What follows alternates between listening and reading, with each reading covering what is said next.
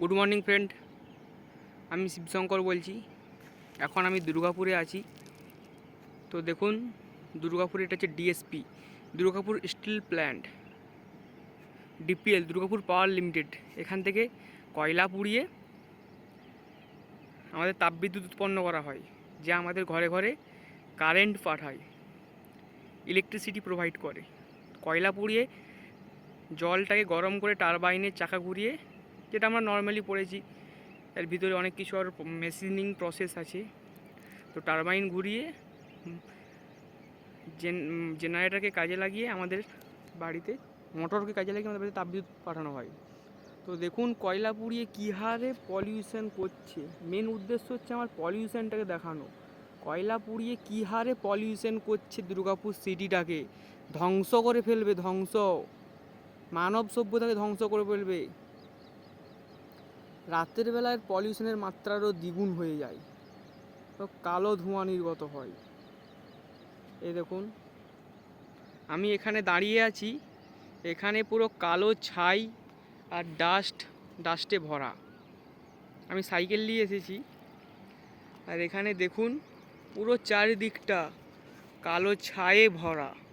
এসব কয়লা পুড়িয়ে কালো ছাই করেছে। দেখুন চারদিকটার অবস্থা।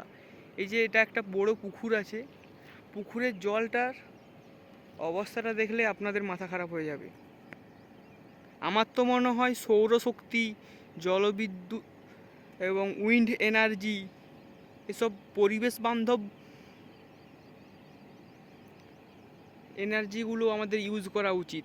কেননা দুর্গাপুর শহরটাকে পুরো ধ্বংস করে ফেলবে। এখানে এই যে দূষণ যে হারে পরিবেশে ছড়াচ্ছে, তা আমাদের লাংস, আমার প্রতিটি যে শ্বাস প্রশ্বাস নিচ্ছি, এই দূষণ যে হারে আমাদের শরীরে প্রবেশ করছে, আমাদের ফুসফুস খুব নষ্ট হয়ে যাচ্ছে তাড়াতাড়ি। তোমরা যতই গাছ লাগাও, এখানে আশেপাশে সব কিছু ধ্বংস হয়ে যাবে। আমার তো মনে হয় মানব সভ্যতার না সৃষ্টি হলে, মানুষের জন্ম না হলে মনে হয় প্রকৃতিটা নিজের গতিতে চলতো, পুরো প্রকৃতি সবুজে ভরা থাকতো। এইভাবে মানুষ পৃথিবীতে এসে যেভাবে ধ্বংস করে ফেলছে সুন্দর প্রকৃতিটাকে, সবুজ আমাদের এই প্রকৃতিটাকে, এখন মঙ্গলে যাওয়ার কথা ভাবছে। আগে নিজের পরিবেশটা, প্রকৃতিটাকে আগে, নিজের পৃথিবীটাকে আগে ধ্বংসের হাত থেকে বাঁচাক, তারপরে মঙ্গলে যাবে।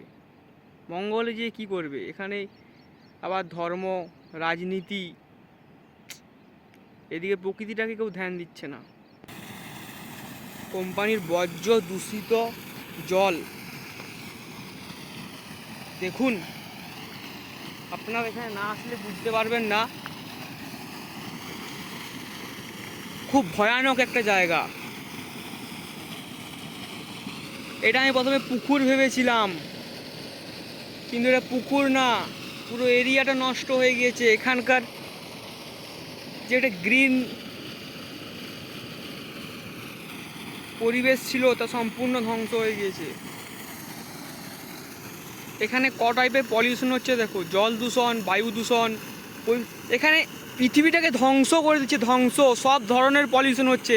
এখানে পলিউশনের মাত্রাটা একদম 100%, মানে এখানে পার্সেন্টেজ হয় না। প্রকৃতিটাকে কীভাবে ধ্বংস করছে, কোনো পার্সেন্টেজ হয় না। এটা আমি প্রথমে পুকুর ভেবেছিলাম, এটা পুকুর না, এটা সমস্ত দূষিত জল বয়ে বয়ে এখানে। আমার আর কিছু বলার নেই।